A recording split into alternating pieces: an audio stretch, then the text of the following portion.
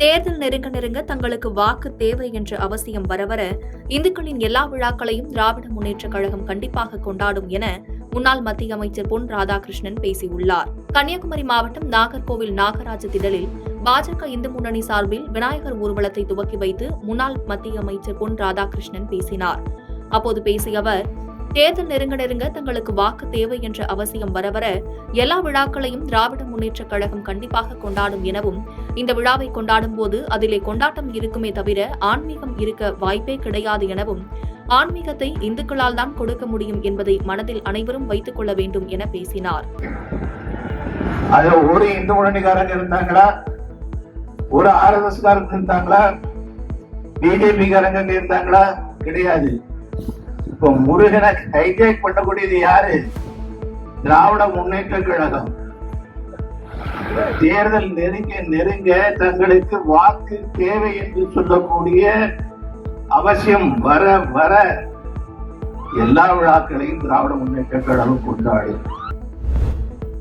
பாமக சாதி கட்சி என்றால் விடுதலை சிறுத்தைகள் கட்சி என்ன கட்சி என்று திருமாவளவனுக்கு அன்புமணி கேள்வி எழுப்பி பேசினார். தூத்துக்குடி மாவட்டம் கோவில்பட்டியில் பாட்டாளி மக்கள் கட்சியின் நிர்வாகி இல்ல விழாவிற்கு சிறப்பு விருந்தினராக பாட்டாளி மக்கள் கட்சியின் தலைவர் அன்புமணி ராமதாஸ் கலந்து கொண்டார். இதனைத் தொடர்ந்து செய்தியாளர்களிடம் பேசிய அன்புமணி ராமதாஸ், மற்ற மாநில முதல்வர்கள் வெளிநாடு சுற்றுப்பயணம் சென்றால் 50,000 கோடி 80,000 கோடி முதலீடு பெற்று வரும் நிலையில் தமிழ்நாடு முதலமைச்சரின் வெளிநாடு பயண முதலீடு ஈர்ப்பில் 750 கோடிதான் முதலீடாக வரும் என கூறினார்.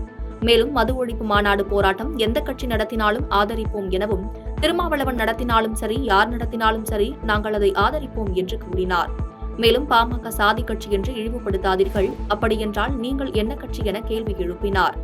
மது ஒழிப்பு மாநாடோ, மது ஒழிப்பு போராட்டமோ, மது ஒழிப்பு கூட்டமோ யார் நடத்தினாலும் நாங்க ஆதரிப்போம். அது திருமாவளவன் நடத்தினாலும் சரி, வேற யார் நடத்தினாலும் நாங்க ஆதரிப்போம். ஏன்னா இது எங்களுடைய கட்சியினுடைய மைய கொள்கை. டோட்டல் ப்ராஹிபிஷன் எங்களுடைய பாலிசி, இம்பார்ட்டன்ட் பாலிசி அது. அதனால அந்த வகையிலே நடத்துங்க. ஆனா ஒன்னே ஒண்ணு, எங்களை இழிவுபடுத்தாது. பாட்டாளி கட்சி நாங்க அது ஜாதி கட்சி. அவன் நீங்க என்ன கட்சி? அப்போ அதெல்லாம் ஒரு கொச்சைப்படுத்தக்கூடாது. ஒரு கட்சியை கொச்சைப்படுத்தக்கூடாது. ஒரு கட்சி தொடங்குறது ஒரு கொள்கையில வச்சிருக்கிறோம். சமூக நீதியின் கொள்கை வச்சிருக்கிறோம், நீர் மேலாண்மை கொள்கை வச்சிருக்கிறோம், வேளாண் வளர்ச்சின்னு இருக்கிறோம், மது ஒழிப்புன்னு இருக்கு, புகையிலை ஒழிப்புன்னு இருக்குது, கல்வி, தரமான கல்வி, சுகாதாரம், சுற்றுச்சூழல், காலநிலை மாற்றம், இப்படிலாம் வச்சிருக்கிறோம். நாங்க வச்சது மட்டும் இல்ல, இந்தியாவுக்கும் தமிழ்நாட்டுக்கும் எத்தனையோ மாற்றங்கள் எங்க கட்சியால கொண்டு வந்திருக்கிறோம். ஏன் நீங்க எத்தனை மாற்றங்கள் உங்களால வந்திருக்குது சொல்லுங்களேன்? ஒண்ணு கூட கிடையாது. தமிழகத்தில் மது ஒழிப்பு குறித்து முதல்வருக்கும் அக்கறை இருக்கிறது என திமுக MP திருச்சி சிவா கடலூரில் பேட்டியளித்துள்ளார்.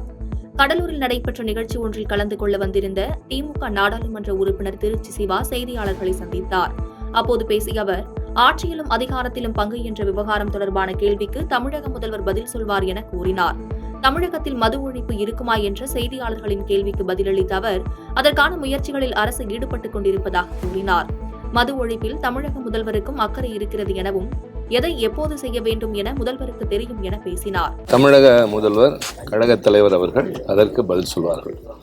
இது மாதிரி கேள்விகளுக்கெல்லாம் அதாவது கழக தலைமை தான் பதில் சொல்லும். காரணம் அவர் தான் முதலமைச்சர். ஒன்றும் இருக்கக்கூடாதுன்னு ஒன்று அப்படி ஒன்றும் சொல்ல முடியாது. நீங்கள் நாள் வரையறை அதுக்கான முயற்சிகளில் அரசாங்கமும் ஈடுபட்டு இருக்கு.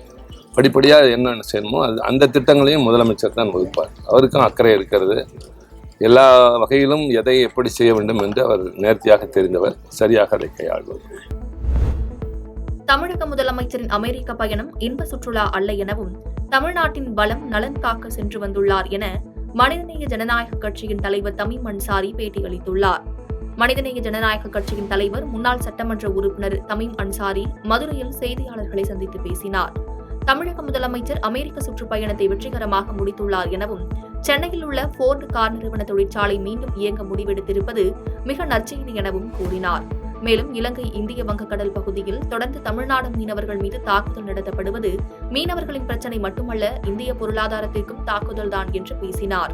நம்முடைய தமிழ்நாட்டின் மாண்புமிகு முதல்வர் அவர்கள் அமெரிக்க சுற்றுப்பயணத்தை வெற்றிகரமாக முடித்து தமிழ்நாடு திரும்பியிருக்கிறார். அவருக்கு எங்களுடைய பாராட்டுகளையும் வாழ்த்துகளையும் தெரிவித்துக் கொள்கிறோம். ஏனென்றால் அமெரிக்காவிலே தங்கிய நாட்களிலே 18 நிறுவனங்களோடு 7,818 கோடி ரூபாய்க்கான தொழில் திட்டங்களை தமிழ்நாட்டுக்கு அவர் ஒப்பந்தம் மூலமாக கொண்டு வரக்கூடிய முயற்சியில் கையெழுத்திட்டு வந்திருக்கிறார். இதன் வழியாக 11,518 பேருக்கு வேலைவாய்ப்பு கிடைக்கும் என்ற ஒரு நற்செய்தியையும் அவர் தந்திருக்கின்றார்.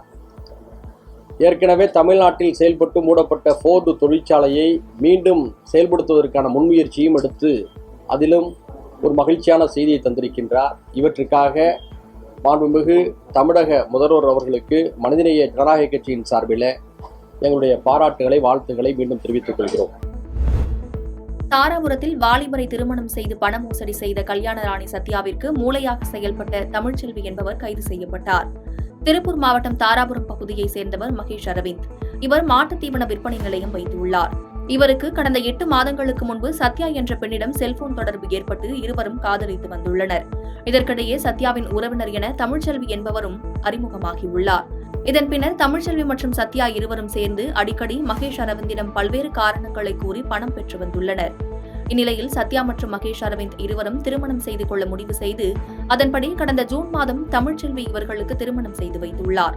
இதன் பின்னர் மகேஷ் அரவிந்த் சத்யாவை தனது வீட்டிற்கு அழைத்து சென்றுள்ளார்.